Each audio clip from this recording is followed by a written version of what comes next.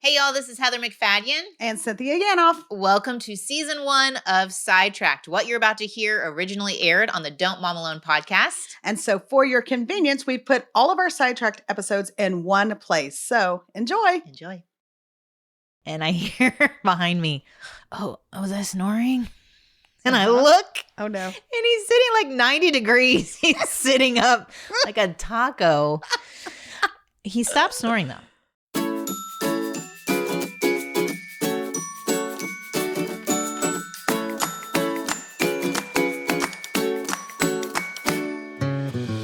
Hey, y'all, welcome back to the Don't Mom Alone podcast. I'm your host, Heather McFadden, and this is the place where I get to walk alongside you and connect you with people and resources so you know that you don't mom alone.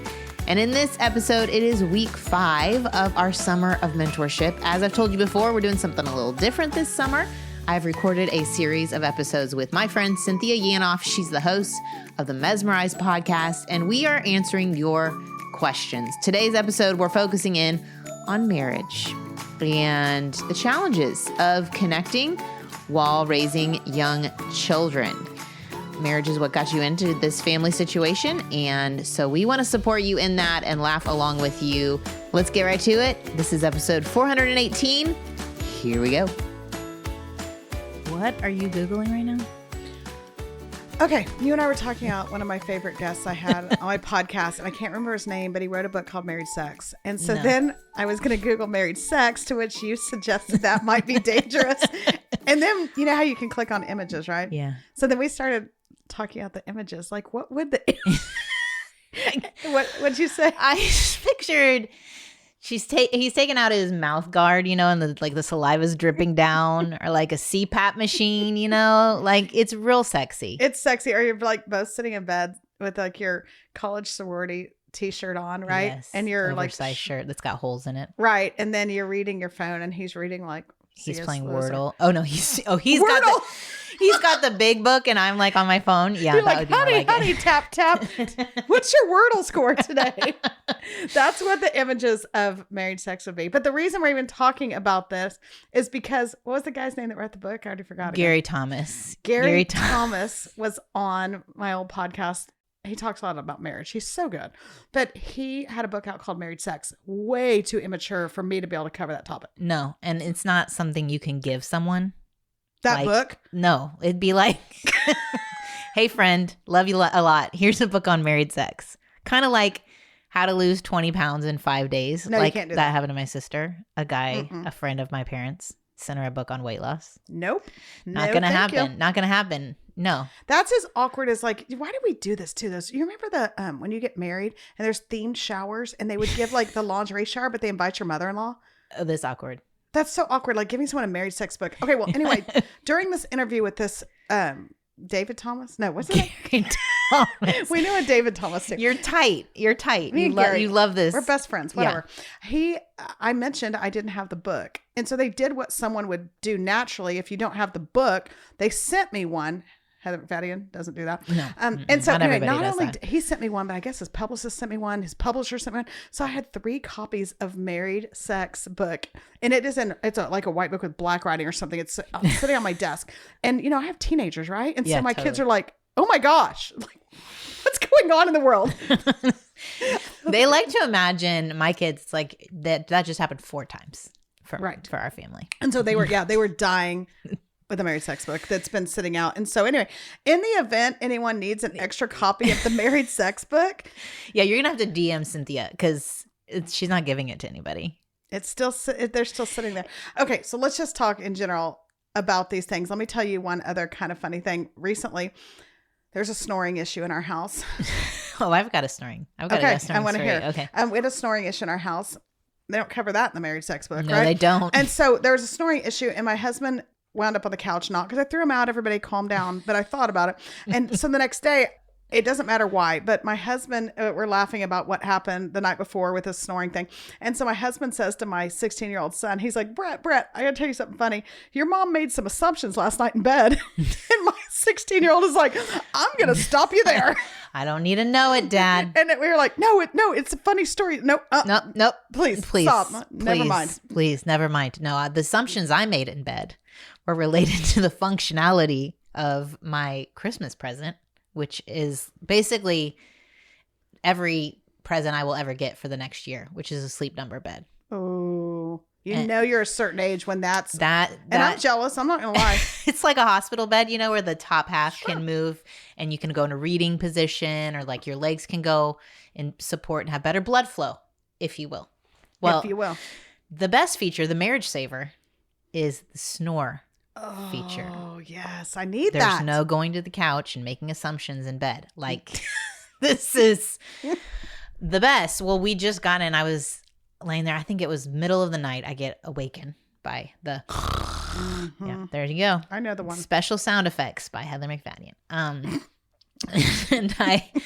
you control it from your phone. So my back is to him. I'm rolled over to the side. I go to the section where you can put it on snore mode, and I hit the up button, which is supposed to raise his head up. And I'm like laying there with my back to him, like still snoring.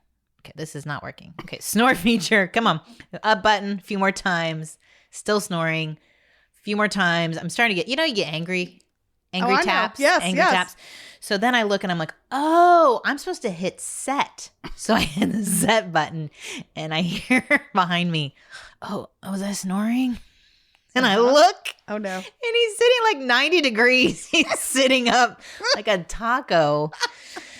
He stopped snoring though. I'll tell you what, it did work. It did work. But I have learned to maybe check as I'm hitting the snore feature. Like, is it actually moving the bed? Yeah. I'm just going to say, if I'm in ICU, don't give her the morphine pump because she's a little trigger happy. Heather McFadden, little trigger happy. I mean, I just want everyone to be happy, including myself. Something. Okay. Well, there you go. That's everything and more about But don't you feel like marriage is hard. It is not easy. We need books on it, but maybe not given to us by friends. We should write a book.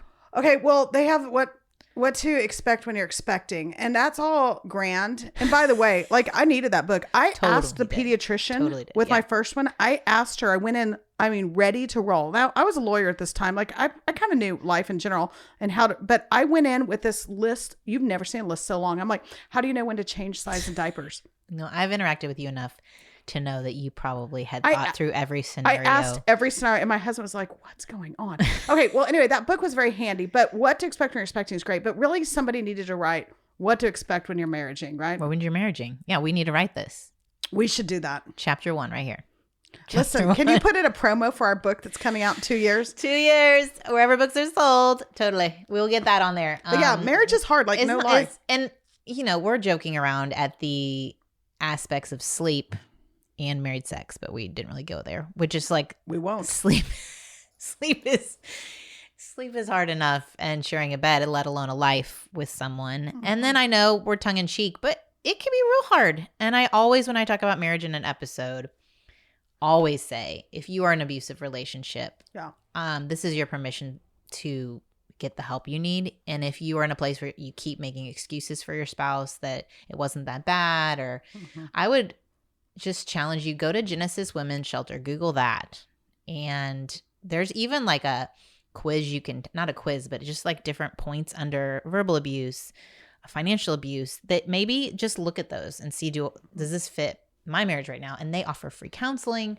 If you need safety, they provide help for that. And it's such a good resource, especially if you're in that place and you feel helpless. Yeah. I always want to offer hope. Absolutely. To people, because you can feel real desperate. Even if it's not an abusive relationship, you just feel desperate because you're getting these patterns, negative patterns. And we've been in seasons like that, like come to Jesus seasons of marriage, and that's real.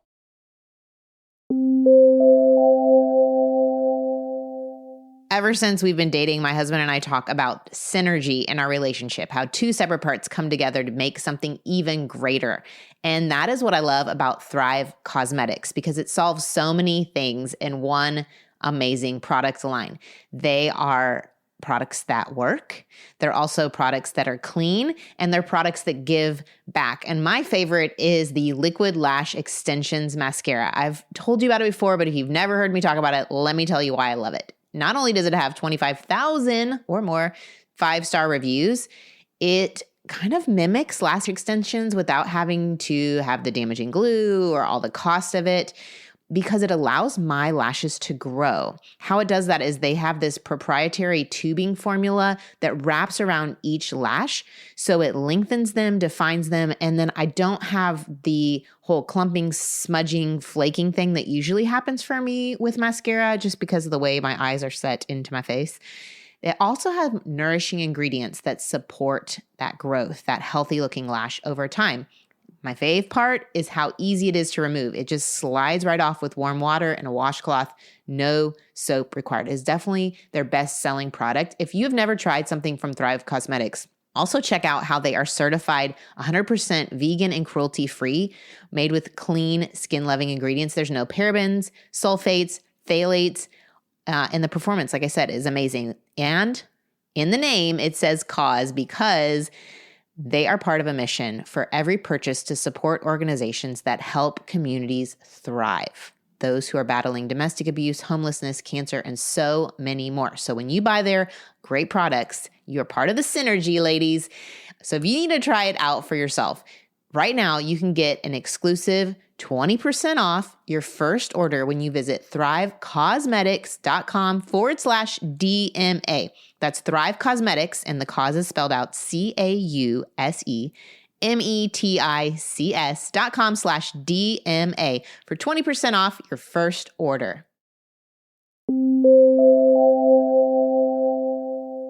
And so we have a listener question that this listener wanted to remain anonymous. So I'm going to read it. And I didn't make up the question. I think it's like I'm asking for a friend. No, I didn't make up the question. And this is Heather McFadden. Okay, y'all listen to Heather's question. I'd love for a mentor to talk to us about ideas, ways, and just some general encouragement for marriages in this season. And I think the season of parenting.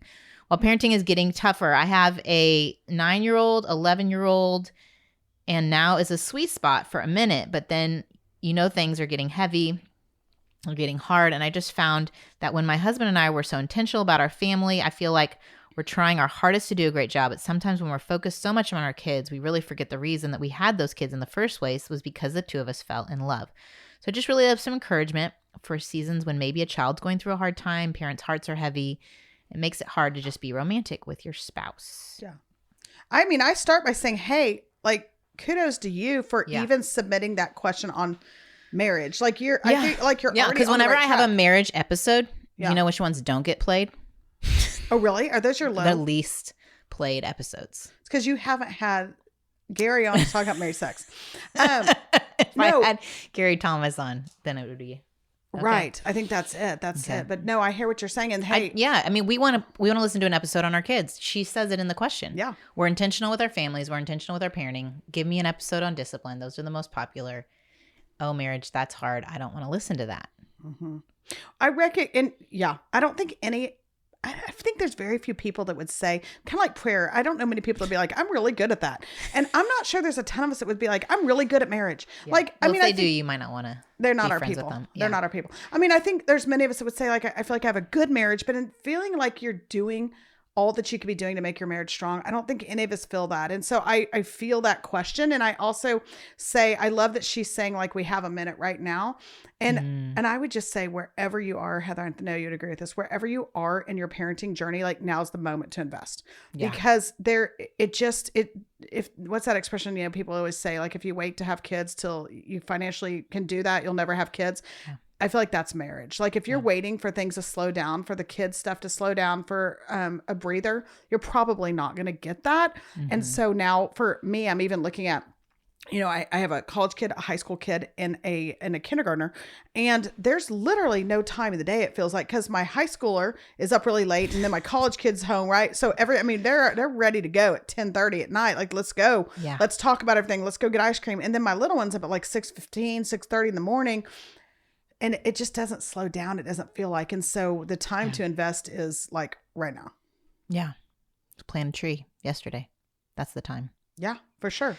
No, I don't know about y'all, but we had our kind of breaking point of, oh my goodness, we need to make this a priority. And we got to stop putting all our attention in our kids when my second was about a year old. So we had the 3-year-old and a 1-year-old, and just realized how we drifted apart. We were each kind of taking care of one kid, but then that separated us. Mm-hmm. And so we put some things in place, but I agree with you. Wherever you are and you're feeling it, now's the time. If you haven't made it a priority, because I don't know. It's hard to connect.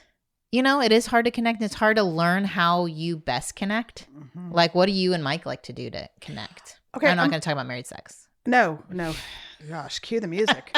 Cue the music. Emotionally connect. No, I agree. Let me ask you this first. Nothing like answering a question with a question. Yeah. Do you think the way that you connect with your spouse changes over time? Has it changed? I think I am a different person. Yeah. From me the too. beginning of marriage, for sure. I mean, I was all of 22 years old? Yeah. Baby. Because I think what we've got to realize is sometimes we're trying to connect on a level that was connectedness in a whole different phase of life. We were different people. Like I was maybe a lot more fun, a lot more like, woo, let's go do this or try that or whatever when I didn't have. So you're not fun anymore? Not so much. When I had 3 kids under the roof. But I would say for Mike and I, what's been really invaluable is figuring out what helps us connect to each other. And so I'm going to go super crusty. That's my teens call it, by the way. When I reference something crusty. old, they're like, that is so crusty, Mom. That's okay. So this is like crusty. I'm going old school. This is the segment that is learn the teen lingo. Crusty. Right. Oh, that and Riz. I'm going to just throw it in Riz. That Do you means, know Riz? Yeah. Riz means if you've got game, like you're charisma. Yeah. And then also W Riz, L Riz. W is like winner, like good Riz. Okay. And then simp means like if you're trying to get the attention of the girl by like kind of dissing your guy friends.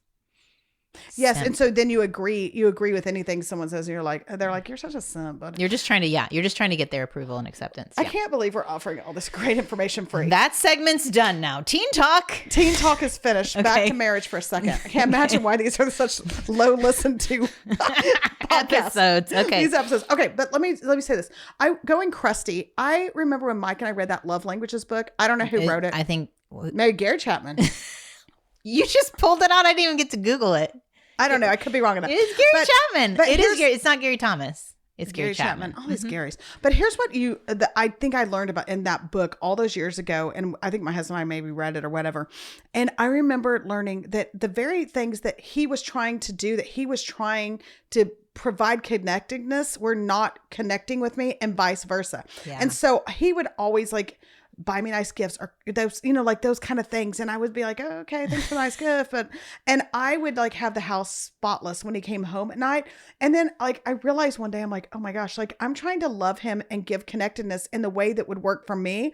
But it's lost on him and vice versa. And you know what? Like that was like a turning point for us. Even now it's still, this was years and years and years ago. Even now, this last Christmas, my husband he buys me really nice Christmas gifts. Okay. Like really nice gifts. I do not care. And he knows, and we laugh about it. Like he'll listen to this and he'll laugh. And so sometimes I've been known to like have all the atmosphere and the house is decorated perfectly. And we've had the hot chocolate bar and the people come over and we've done all the activities. We've caroled and I dropped a poinsettia at the nursing home. To me, like, and he's like, who cares? Like, did you get anything cool? And so it's interesting how we've learned that. So you're acts of service. I'm acts of service. And he's gifts. Yeah. Vacuum my house. Don't buy me anything. Same for my mom. That was growing up. Yeah. What about you? My dad would surprise her with like a new car. She's like, well. I got a car. Yeah. What about you? What is y'all? I think Bruce would say that mine's all of them. And that you always want the ones you're not getting. Interesting. But if I had to like pick one of the 5, like I need this or else, is quality time. Okay. And then his would be words of affirmation. And I'm not so great at that. And he's not so great at the quality time. He's a doer.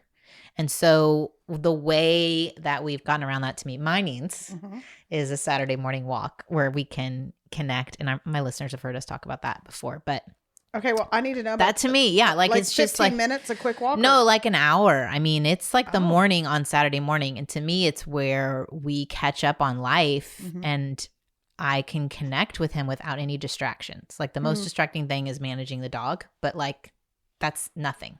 That's a lot of focus time, and so that has met my love language needs. I need to work on meeting his love language needs. Or you could always focus on love nuggets. No, don't say that. Once again, cue the music. I'm out. What's a love nugget? It was a guest I had on the show. We were talking about your guest, my guest. Gary Thomas? No. Married Sex. I don't remember their names. But they talked about love nuggets, and I shared it in an Insta story. And my friend, who is awesome, she's a extra in Walking Dead Wow. episodes, Wow. which, I mean, cool chick. She, though, hilariously responded, "That's what we call my dog's poo-poo in the backyard." love nuggets. But you like go, their suggestion was you know, have a conversation, whether it's over dinner or whatever, and just say, what would be 5 love nuggets, ways that I can show you love, whether it's making your coffee the way you like, or leaving a little note of encouragement somewhere, or like a gift, like buying you a bag of your favorite candy. What's a small little act that would communicate to you love throughout the week? And the thing we ran into that was a problem, this can't become a bash them by saying what you wish they would do. Like, a love nugget would be, you stop criticizing how I load the dishwasher. That's not a love nugget. That's a backhanded That's a criticism. A loaded dog poo. Yeah. It's a loaded dog poo. So yeah, no, I agree. Like, learning your love languages, how you connect, communicating, how you feel love, like even just, I don't know, wiring, like knowing how they're wired, I think provides more grace for the person. Learning things like Street Fighters and realizing how Bruce is differently wired than me, so I don't take things personally that he's doing, or even, I know Enneagram, we're not supposed to talk about it, but even that, like, I think gives more grace to people in my relationships. It helps me recognize, well, this is just how they are uniquely wired and how they see the world, and to not expect your spouse to see the world the way you do. Right. And we're not going to talk about the Enneagram because that gets us a lot of hate mail. Okay, but since we're on Heather's platform and not mine, let me say one thing about that Enneagram. And again, I'm not selling anything. If I might just say one quick thing. Only if it's covered in grace. There's 2 scriptures around each. I've got it. A scripture sandwich. I've got it. Like, listen, I love Jesus a lot more than I love the Enneagram. I need y'all to know that. But I will just say this. It did help me a lot understand in some ways just kind of how he operates in his thought process. And I think not Jesus, Mike. Right. Anything, Mike, not Jesus. Anything you can do to help you further to deeper understand what your spouse, and just stay curious, and they're changing beings. And like, even just now your sweet husband walked by and he said to you, "You're so incredibly cute." And I was like, I should say thank you. That would be weird if I acted like he was talking to me. But like that, like, you know, you can tell from that he loved, like, words of affirmation mean a lot. It's probably lost on you, but that was so sweet that he said that. And so I would say, like, here's my 2 things. 1, there's not going to be a better time to do it. So now's the time to invest in your marriage. Like, and if you really are like, that's the last thing I want to do, that's probably really important time to do that. And I've lived that. I've been in that season where I'm like, I got 100 things to care about, and this ain't one of them at the moment. So that's probably when I need it the most. So 1, do today what you need to do today. And then 2, get curious, ask questions. I had this pastor on, Steve Frizzell, that was on my podcast one time, and he talked about how he just asked his wife, he's like, you know, what are 3 things that help you feel connected? And I would say take it a step further and say, what are 3 things that are disconnecting? Yeah, like, tell me about that. Are there things that are disconnecting? You know, I mean, I'm sure we should probably call in Mike and Bruce and be like, you sit on it. They could do their own podcast and say a lot. But I know Mike said one time, like, he said, you know, I feel disconnected from you and our family when something comes up at the dinner table and you immediately jump in and answer the question. Like, if our kids ask for permission to do something or whatever, like, I just jump in, I'm like, yeah, that's fine. Or no, I don't think so. We have blah, blah. Because listen, Heather, who makes 99% of the decisions on on ordinary kid stuff? I'm not bothering with them. Like, no, that I don't call him every time we need to make a decision. I make 1,000 like you do, like everyone listening does, a day. Well, I didn't realize that when he's sitting there, it does come off like it made him feel disconnected. Like that I just am gonna like not valuable. Jump in. Yeah. Here's what we're gonna do. And so I would just say, get curious on that.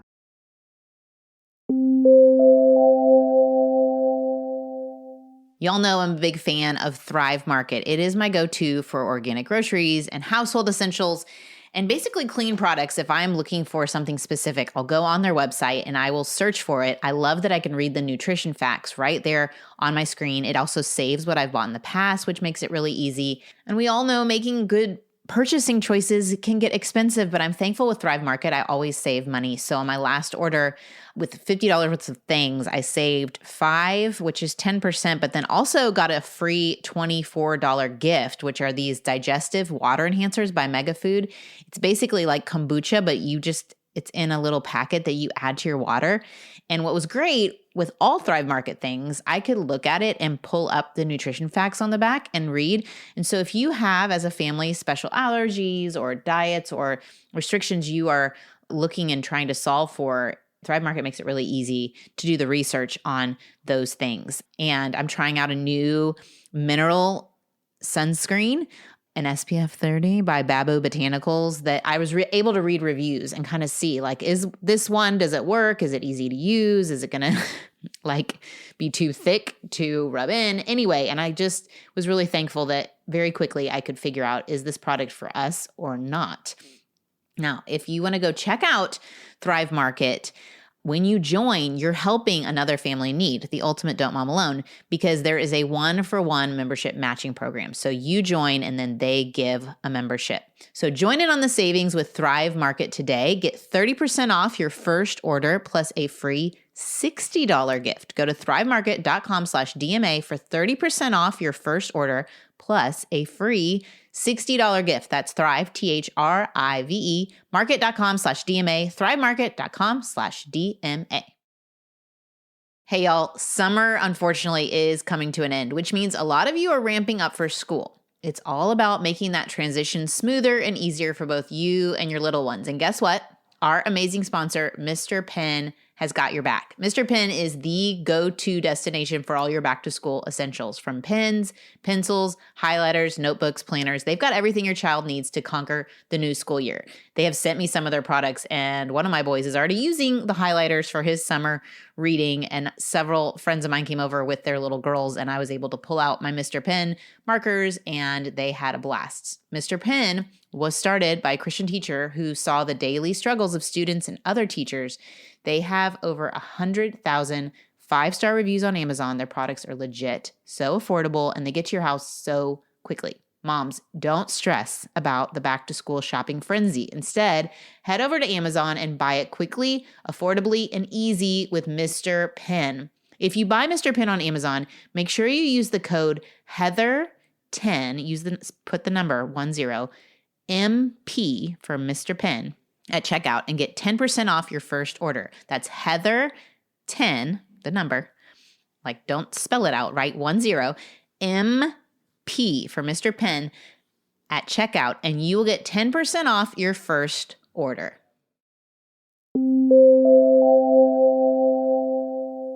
And then the other thing with marriage that I think is important, you know, I liken it to the foundation of our house because, you know, like we just had to have foundation work. We live in Texas. It happens sometimes. And so the soil shifts, right? And so we had to have foundation work. And it was literally like 2 Disney trips worth of money for foundation work on our stinking house. And I kind of laugh at this, but I'm like, you know, nobody's walked by my house and been like, hey, flexing with your new foundation over there, are you? No, like. It's definitely not like a new bathroom or a kitchen or something sexy like that. Or you're repainting it, putting in the cool, you know, black drain pipes and all the things everybody's doing. No, literally we put in like 19 piers because our house was like apparently crumbling over there.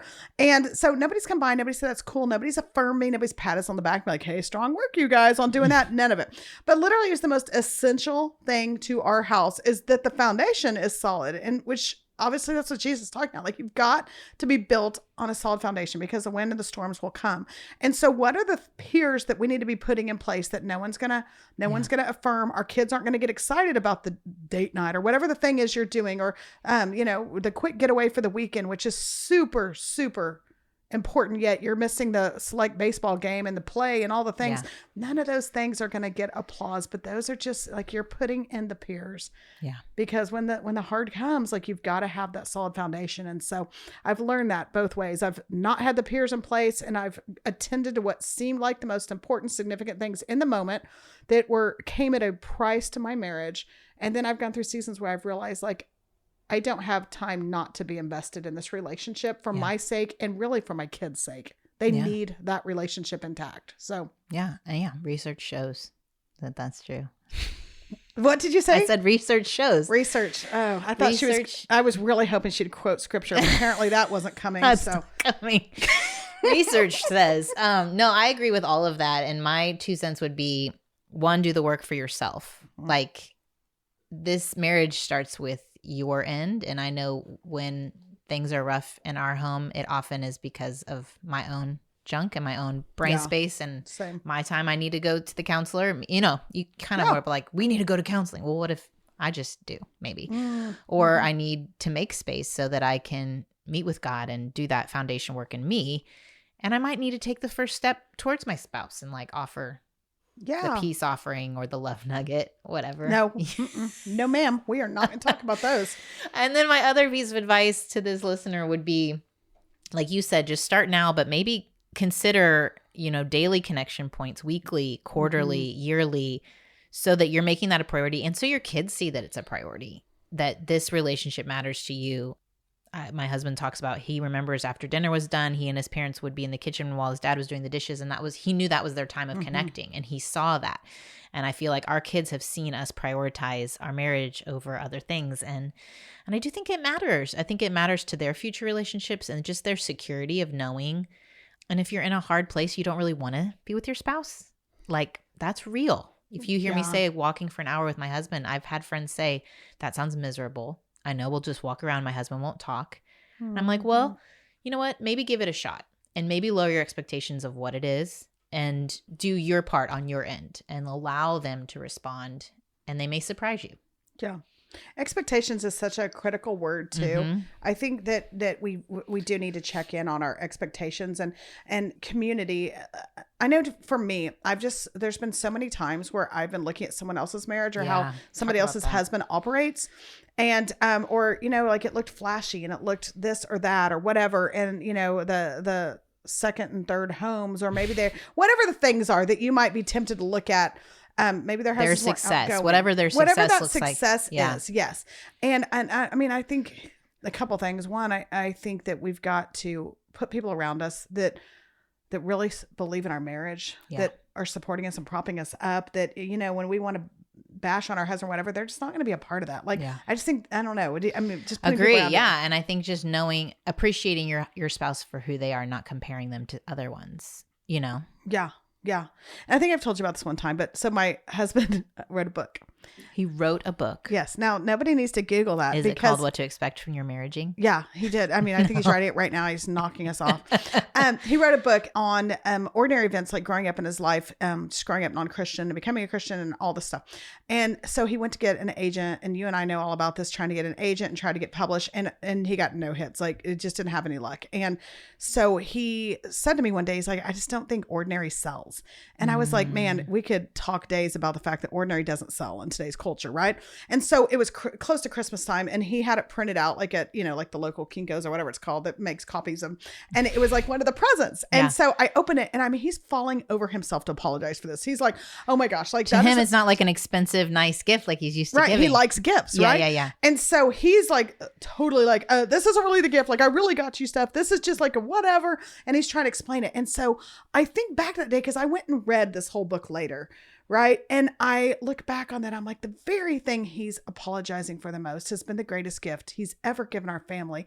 And it's his willingness to live in the ordinary and to appreciate it and acknowledge it. And I've seen him turn down job opportunities that would have been huge, but would have taken him away from us. And I've seen him do the hard nitty gritty when it'd be easier to cut corners. I've seen him do these things that maybe didn't get him fame, status, wealth, whatever, that looks really glossy and sexy across the street or wherever. Yeah. But in that ordinary, I've seen him pursue God every single day and pursue our family.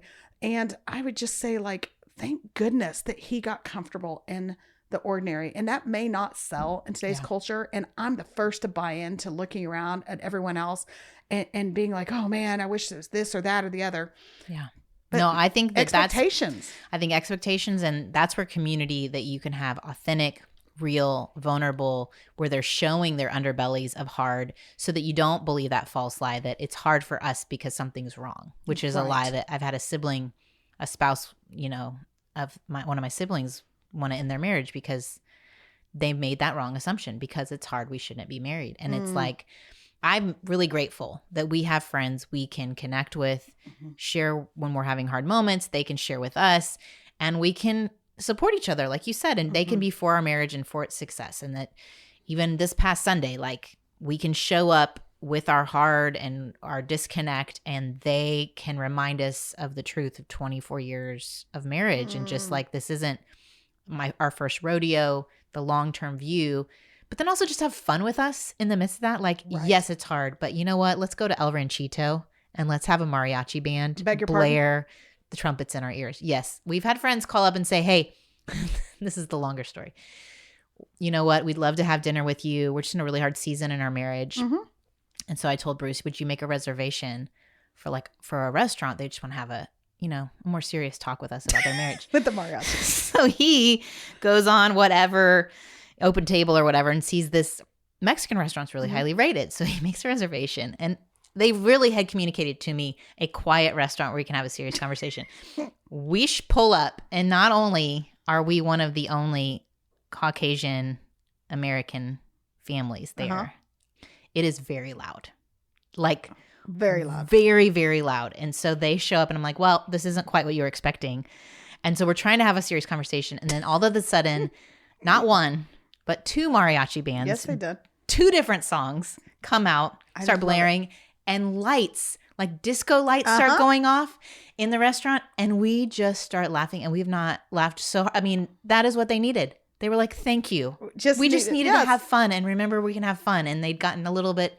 Everything had just felt heavier than it was necessarily. Yeah. And so, not that definitely have the serious conversations in the quiet restaurants with friends, but also have people that you could just celebrate life with, And Now, remember that you enjoy your spouse. What did you enjoy?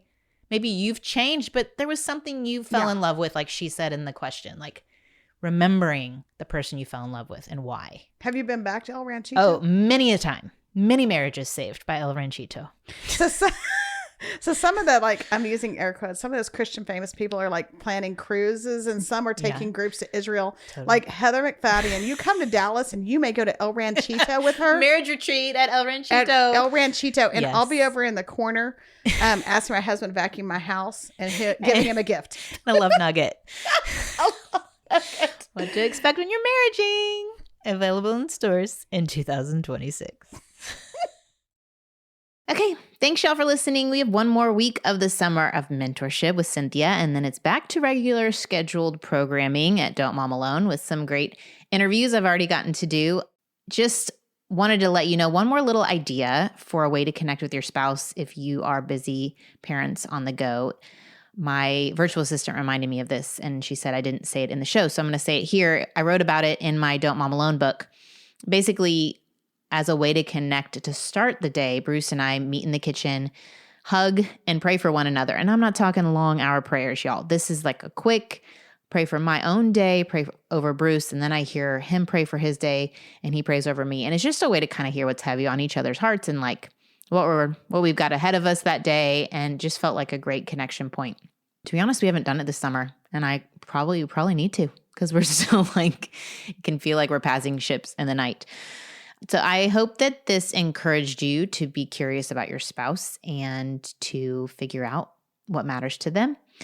I was reading in Ephesians about how our words matter and to build up. And I think it's a challenge as moms, especially when we're exhausted, to remember who we fell in love with. So I hope this episode reminded you of that. I also... Every time we talk about marriage, I just want you to know that I get marriages are really hard. And I also know that some of you might be walking through some infidelity and abuse. And I mentioned that in this episode. And so hear me that I'm not saying ever that all marriages are perfect. And I hope that I reiterated that in this episode and you heard that. I know it is challenging. And so I'm going to pray over all of us. Lord, I lift up the moms and the dads that are listening. I know that they're being in relationship with others is hard. Marriages, friendships, our kids. I know that there is plenty in our own hearts and minds that we are working through and working with you through, and that you are capable of healing those things. Lord, I know discouragement can creep in. I know that we can wander from you. And so, Lord, for whether it's a husband or a wife who is overwhelmed with the state of their marriage right now, or the ending of a marriage, you would meet them right there. You know exactly what's going on in their story. And so, Holy Spirit, move in a mighty way.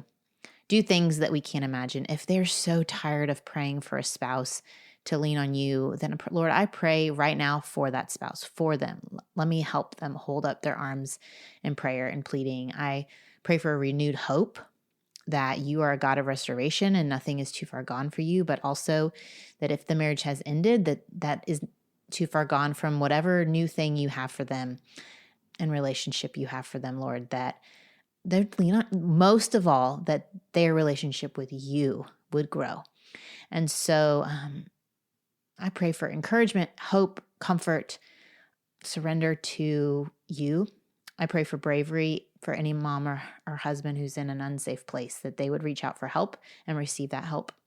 And Lord, I thank you that we do not walk alone on this earth. In Jesus' name, amen.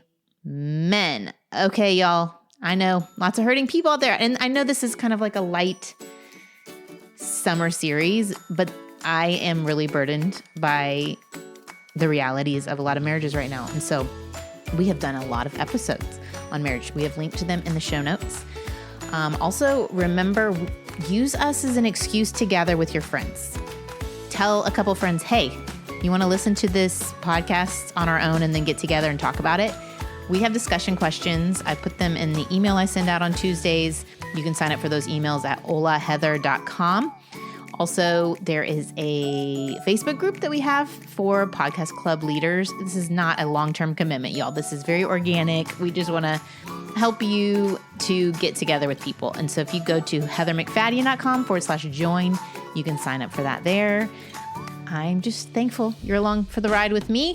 And thank you for all your super kind texts and messages. I just feel like anytime I have a moment, I get a really encouraging message from y'all. So thank you for that and for sharing shows and just being awesome. I will see you back here, or not see you, but you know. I'll see you back here next week. Adios.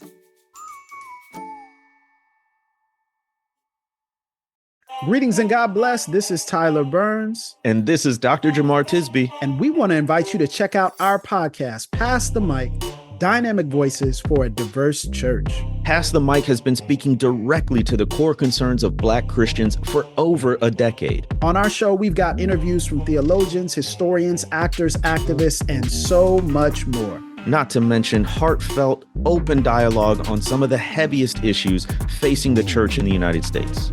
Be sure to subscribe to the show on iTunes, Spotify, YouTube, or wherever you get your podcasts. We'll see you there on the next Pass the Mic.